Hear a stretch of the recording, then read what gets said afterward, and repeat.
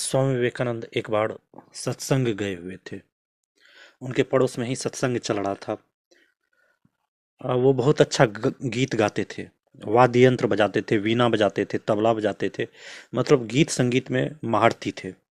वैसे भी बंगाली लड़के जो होते हैं गीत संगीत में बहुत प्रवीण होते हैं। मैं एक बार बंगाल गया था एक एग्ज़ाम देने, ईपीएफओ का। तो मैं जिस बंगाली हॉस्टल में रुका, एक बिल्डिंग थी, वहाँ पर मैं रुका। तो वहाँ पे जो लड़के रह रहे थे वो अ, अ, शाम में और सुबह उठकर वीणा बजाते हुए गाने का अभ्यास कर रहे थे। मुझे बहुत आश्चर्य हुआ और अच्छा भी लगा कि बंगाली लोग कला के बहुत प्रेमी होते हैं। क्योंकि रविंद्रनाथ टैगोर भी कवि के रूप में जाने जाते हैं। इसी तरह स्वामी विवेकानंद भी अपने समय में संगीत का आनंद लेते थे और गाते भी थे। वो एक अच्छे गवैया थे, तो इसलिए पड़ोसी ने उन्हें बुलाया। वो संगीत समारोह में पहुंचे, कार्यक्रम किया। और वो बचपन से ही ब्रह्मचर्य का पालन करते थे। मतलब लड़कियों से दूर रहते थे, लड़कियों की ओर गलत नज़र से नहीं देखते थे। उनका टारगेट था कि ब्रह्मचर्य का ही पालन करना है, शादी नहीं करनी है। वैसे प्रेम करना बुरा चीज नहीं है, लेकिन जो टारगेट ले लिया कि ब्रह्मचारी ही बनना है, तो उसके लिए ये निषेध रहता है कि वो लड़की की ओर गलत नज़र से ना देखे। तो ये वहीं पे वो सत्संग में गए हुए थे और एक दिन उन्होंने देखा कि बार बार उसका ध्यान एक बहुत खूबसूरत लड़की जो थी सत्संग में आई हुई थी उसकी ओर जा रहा था। बार बार नज़र उधर जा रहा था।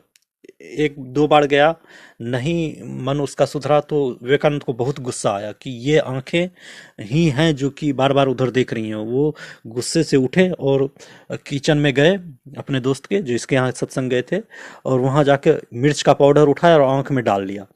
और उसके बाद जो हालत हुई होगी उनकी, जाकर फिर पानी मारा। मतलब उसके होश, अपने मन के होश को ठिकाने ला दिया उन्होंने।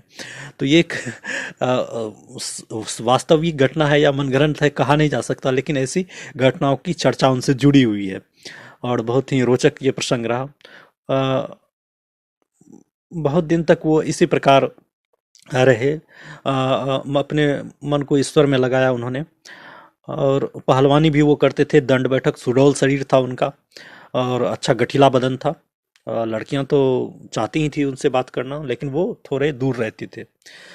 जब उनके पिताजी जिंदा थे तब भी उनके लिए रिश्ता आया था, रिश्ता देखा जा रहा था कि इसकी शादी कर दी जाए, तब ये काम धंधे में मन लगाएगा, नहीं तो ये भक्ति भजन करता रहता है।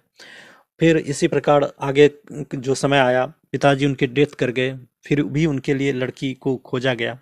लेकिन इनका मन संसार से ऊब चुका था और ये भक्ति भाव में ही अ, लगे रहे अपने गुरु श्री रामकृष्ण परमहंस देव के सानिध्य में। रामकृष्ण परमहंस जी के बारे में कहा जाता है कि वो एक दिव्य पुरुष थे। उन्हें परमात्मा का सीधा साक्षात्कार होता था। और एक दिन वो रामकृष्ण परमहंस के यहाँ गए हुए थे और कहा, आप मुझे ईश्वर का साक्षात्कार करा सकते हैं क्या? तो कहा, हाँ मैं करा सकता हूँ, लो अभी। उन्होंने एक अपने पैर का अंगूठे से छाती पर उनके मारा, स्वामी विवेकानंद के छाती से लगा दिया हल्के से धक्के से।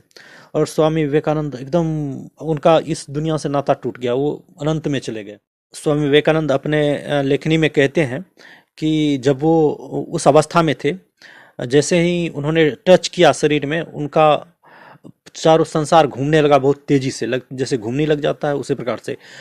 जैसे बच्चा ऐसे ऐसे घूमता है। आपने देखा होगा कि बचपन में आप घूमे होंगे, अपने शरीर को घुमाया होगा चारों ओर, तो पूरा दुनिया घूमने लगता है, धरती हिलने लगती है। उसी प्रकार से उनके साथ हुआ। केवल पैर सटाते ही पूरा ब्रह्मांड हिलने लगा और पूरा जो कमरा था, उसके बेंच टेबल कुर्सी सब बहुत बड़े वेग से हिलते हुए गायब होने लगे अनंत में, शून्य में, महासागर में। अनंत में लगा कि अब वो मर जाएगा, विलीन हो जाएगा शून्य में। वो कहते हैं, अरे आपने मुझे क्या किया? ये डर से चिल्लाए स्वामी विवेकानंद अपने गुरु रामकृष्ण परमहंस को, कहा कि आपने ये क्या किया? मैं तो मरा जा रहा हूँ, मेरे माता पिता यही हैं। तो स्वामी वो रामकृष्ण परमहंस जी समझ गए कि अभी ये बच्चा भगवान को प्राप्त करने के लिए तैयार नहीं हुआ है, इसलिए उनको उनके सिर पे हाथ रखा, उनको रोका, कहा कि ठीक है अभी तुम शांत हो जाओ, तुम बस हो गया आज इतना ही, आगे के दिनों में तुम्हें भगवान का साक्षात्कार करा सकता हूँ। तब उनको विश्वास हुआ कि हाँ भगवान होते हैं। स्वामी विवेकानंद बहुत देर तक बेहोशी में रहे, ध्यान में ही रहे, तब उठे और प्रणाम करके वो बिना कुछ कहे चले गए।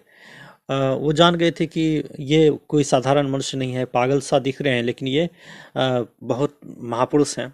तो उनका ये ऐसा ही जीवन था, स्त्रियों से और ब्रह्मचर्य के प्रति बहुत ज़्यादा ही लगाव था, और ईश्वर के प्रति उनका बहुत ज़्यादा प्रेम था। अ, बहुत व्याकुल रहा करते थे ईश्वर के लिए। उन्होंने बहुत कष्ट भी झेला इस चक्कर में।